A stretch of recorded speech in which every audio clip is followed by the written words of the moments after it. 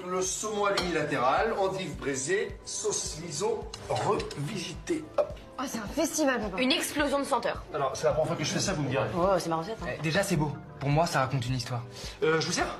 Ah ouais, en plus, ça sent grave bon. Papa, tu devrais tellement faire une émission de télé, ça serait trop stylé. Oh, tu sais, ce que je fais, c'est simple aussi, c'est pas, tu vois... c'est pas bon. Arrête de faire tout modeste, t'as du talent. Bah ouais, c'est gentil, mais bon... En plus, ça a l'air délicieux. Ah, ça va, il cuisine une fois tous les 36 du mois. Et Si quelqu'un devait vraiment participer à une émission de télé, ce serait plutôt moi, non? Non, mais c'est pas là ce que les enfants veulent dire. Là, ce que les enfants veulent dire, c'est que c'est l'application que je mets dans la... Bon, ok, d'accord, allez, vas-y, toi et moi. Une mayonnaise maison, chacun la sienne, pas de big Dorset, on compare. Non, mais c'est pas une compétition, là. Qu'est-ce qu'il y a, Cyril Lignac?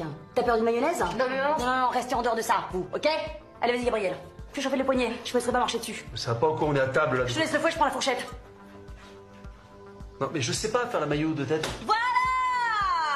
Bah, mais l'autre, il se croyait déjà à la téloche. Il serait ridiculisé. Ridiculisé.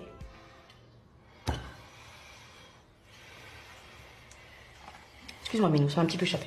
Bon alors, tu préférerais avoir des ailes de pigeon à la place des bras ou alors être suivi toute ta vie par un canard géant qui fait quoi tout le temps?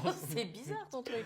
Le canard? J'en étais sûr. En même temps, avec des ailes de pigeon, tu pourrais même pas mettre ta veste pour aller bosser. Puis vu que t'as le vertige, ça te sert à rien. Eh ben c'est à ça que j'ai pensé. Ah, voilà. Voilà. Attends, je vais en faire une avec papy, ça va être marrant. Ah non, papy, Eh, il est papy pas du tout bon. Oh.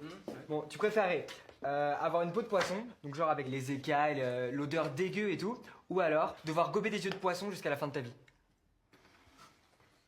Alors là, mon garçon, C'est parti, là. des œufs de poisson, j'en ai mangé en Guadeloupe, c'est délicieux.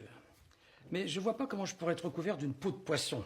À moins que je souffre d'ichthyose congénitale de forme récessive, ce qui expliquerait les écailles. Quant à l'odeur de poisson, je pense à la triméthylaminurie. Mais l'hypothèse de combiner les deux maladies me semble hautement improbable. Et peut-être pas impossible. Et faut que j'en parle au docteur Barbon, c'est un de mes amis.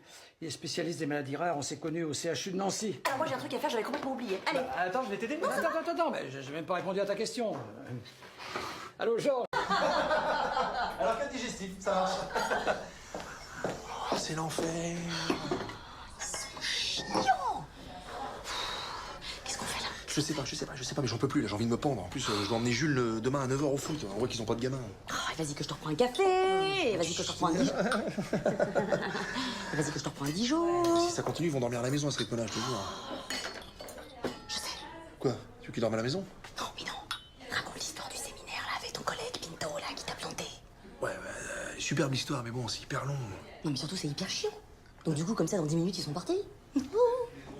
Voilà le café. Oh Minou, raconte ton histoire là, avec ton collègue Pinto, elle est vachement bien.